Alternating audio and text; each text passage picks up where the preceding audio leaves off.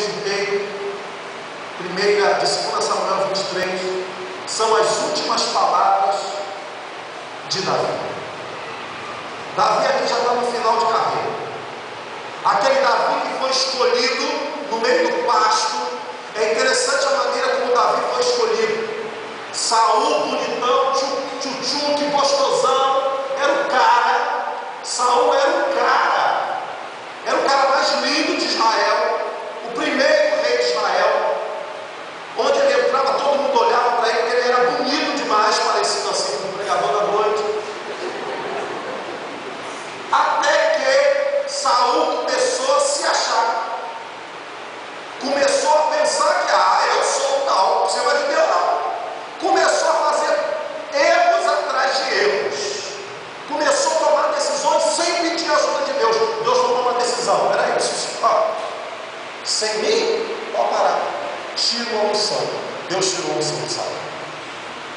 Chegou para o profeta Samuel e falou: Samuel, vai lá na casa de Jessé, que eu vou te mostrar qual é o novo rei de Israel, que eu não aguento mais Saul. Querido, cuidado para Deus não tirar a unção. Para de brincar de servir a Deus. Para de brincar no altar. Para de brincar de crentinho. Deus não tolera essas coisas. E quem diz que Deus não tira a unção, Deus tira.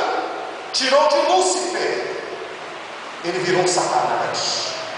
Tirou de Saul, ele enlouqueceu.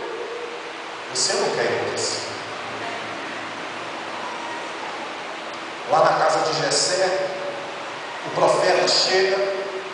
8 filhos Jessé tem, 7 dentro de casa desocupados, à toa, talvez tweetando mensagens no Facebook, jogando, e um sempre trabalhando. 7 desocupados em casa. Esses 7 se arruma, outro sou eu. O novo rei já disse: calma, que sou eu. O profeta Samuel até quase cai nessa. Passa o primeiro, bonitão também. Ele abre, Deus fala: pode parar de olhar para fora. Rei não precisa ser bonito, tem que ter coração bonito. Passa o segundo, Abinadab, também não é. Samar também não é. Homônimo desse cara que a gente está falando. Passa os 7, e Deus fala para Samuel: nenhum desses eu escolhi. Samuel fica meio que inculcado, né? Deus me manda aqui, cadê o? Quem é? E pergunta para Jessé: tem mais algum filho aí? Irmãos, a resposta do pai é a resposta mais pejorativa que um pai pode falar a respeito do seu filho. Depois os irmãos confiram no livro de Samuel mesmo. O pai, Jessé, fala assim para Samuel: tenho mais novo. Mais novo. O caçula. Não serve para nada. Normalmente o caçula é tratado dentro de casa como aquele que não serve para nada. O caçula usa a roupa do irmão mais velho, porque o meu mais passa para ele. Na hora do pique, o caçula é café com leite. O caçula é aquele que ninguém dá nada, é o super protegido, ou é aquele que, quando a irmã mais velha vai namorar, vai junto com a conta, é a vela. Ninguém valoriza o caçula. Eu sou filho do caçula, né? Quando Jessé manda buscar Davi, os irmãos tomaram banho, desodorante gospel, pentearam o cabelo, passaram na frente do profeta cheirosos, arrumados. Davi não. Mandam chamar Davi. Davi estava trabalhando no meio do pasto, no meio da ovelha, suado o dia inteiro, tomando conta de ovelha. Ele entra naquela casa fedendo, aquele CC brabo. Se alguém se espantar com CC, pode ficar espantado, tá? Desde que põe desodorante. Davi entra naquela casa com mau cheiro, suado. Quando ele entra na porta, Deus fala para o profeta: unge, eu escolhi esse como rei. Querido, Deus olhou você também no pasto, Deus olhou você também fedido, Deus olhou você também suado e disse: eu escolhi você para o meu filho morar dentro do teu coração. Glória a Deus. Essa noite, assim como Deus escolheu Davi lá no meio do pasto fedido, Deus escolheu você para impactar o povo. E quem foi Davi? O maior rei de Israel. Davi foi foi o cara que, por causa dele, Jesus ganhou um título: Jesus, filho de Davi, e foi escolhido no pasto. Você também foi escolhido no meio do pasto do pecado. Mas o interessante é que Deus não viu o pasto, Deus viu quem estava lá, você. Deus não está ligando para pasto, porque todos os pecados do pasto foram vencidos e crucificados na cruz. Ele está olhando para você. Está olhando para você. Fala para o seu irmão: Deus está te olhando e te escolhendo.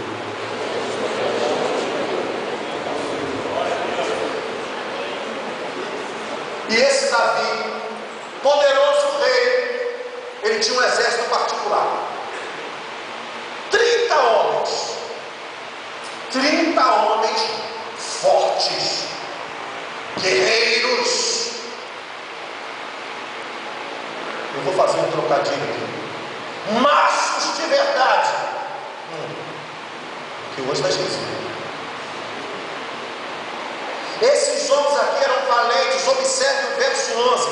Depois deles, Samar, filho de Ageu, Ararita, quantos filisteus? Samar era um desses camaradas, um dos valentes de Davi. A Bíblia só fala de Samar nesses dois versículos.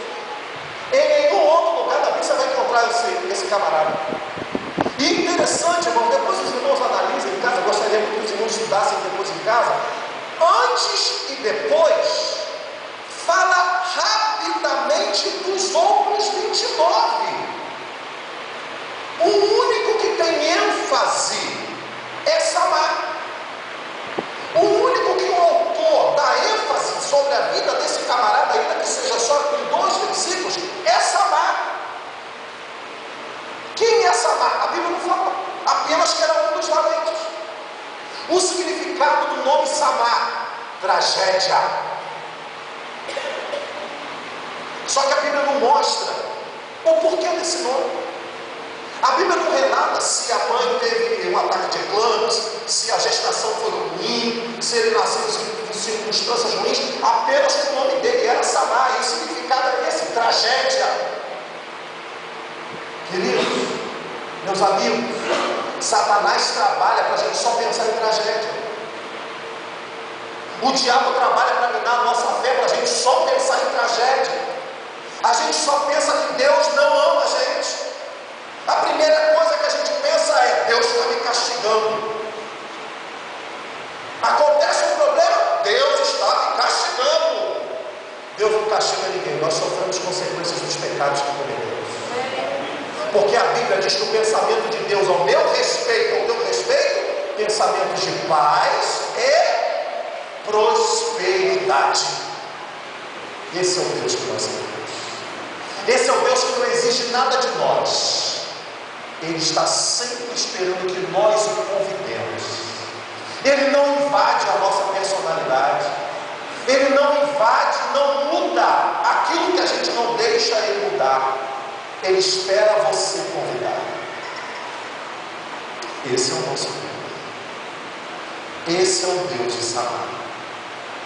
Samar, guerreiro, valente, andava com Davi, ganhou de presente um terreno.